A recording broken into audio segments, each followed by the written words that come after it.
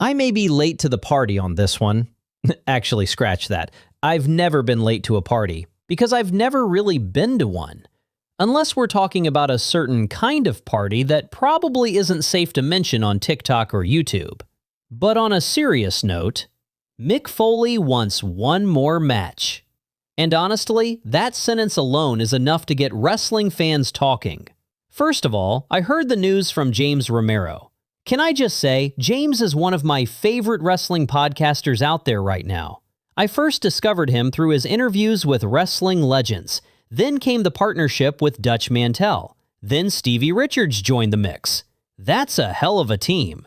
James, Dutch, and Stevie bring three completely different perspectives to professional wrestling. And whether you agree with them or not, they always make you think. Now Stevie, I've got respect for Stevie Richards.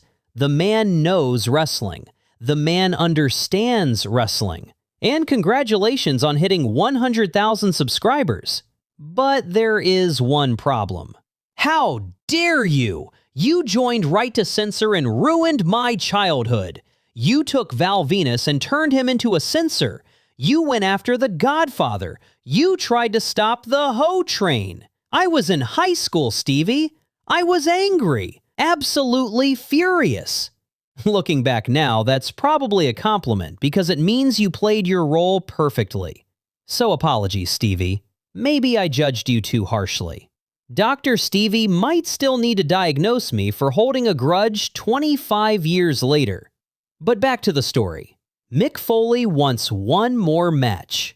I'm not going to repeat everything James Romero said because he already covered it brilliantly. Instead, I want to talk about what this means, because we're not talking about just another wrestler. We're talking about Mick Foley. The man gave us Mankind. The man gave us Cactus Jack. The man gave us Dude Love. Three completely different personalities. Three completely different characters. One incredible performer. Mick Foley wasn't supposed to become a legend. He didn't have the body of Hulk Hogan. He didn't have the look of The Rock. He didn't have the athleticism of Shawn Michaels. What he had was heart. More heart than almost anybody who has ever stepped inside a wrestling ring. This is the same man who flew off Hell in a Cell, the same man who crashed through the cage roof, the same man who took chair shots that still make fans uncomfortable today.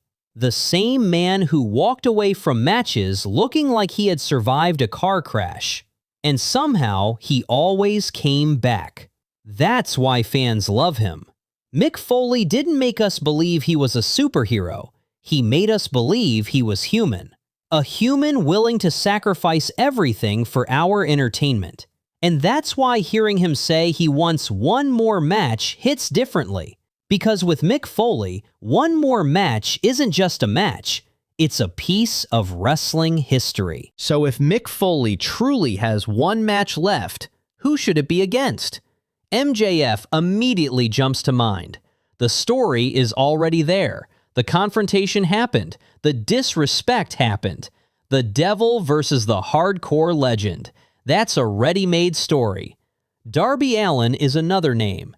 Many fans compare Darby to a younger Mick Foley. The willingness to sacrifice, the willingness to suffer, the willingness to do things that make normal people question their sanity. You can see pieces of Foley in Darby. Then there's Jon Moxley. Years ago, Moxley confronted Foley and blamed him for inspiring younger wrestlers to take dangerous risks. If you've never seen that segment, go watch it. It's fascinating. Moxley wasn't just talking to Mick Foley. He was talking to the entire generation Foley inspired. Christian Cage could tell an incredible story. Adam Copeland has history with Foley dating back years. There are options. There are lots of options. The question isn't whether opponents exist. The question is whether Mick Foley's body should do it. That's the difficult part.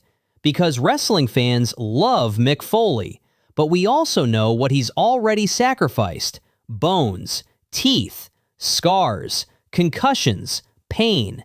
His body has paid the price for decades. That's why part of me worries. If Mick Foley passes the medical tests and Tony Khan gives him the opportunity, What version of Mick Foley are we going to get? Because Mick Foley has never done things halfway. When most people see a wrestling ring, they see a match. Mick Foley sees an opportunity to create a memory. That's why he's special. And that's why he's dangerous. Because somewhere inside him is still the same man who wanted fans to feel they got their money's worth. The same man who climbed a cage when everyone told him not to. The same man who gave pieces of himself so wrestling fans would never forget his name. If Tony Khan books the match, I hope it isn't about proving how tough Mick Foley is. He already proved that 1,000 times over. I hope it's about celebrating one of the greatest storytellers wrestling has ever seen.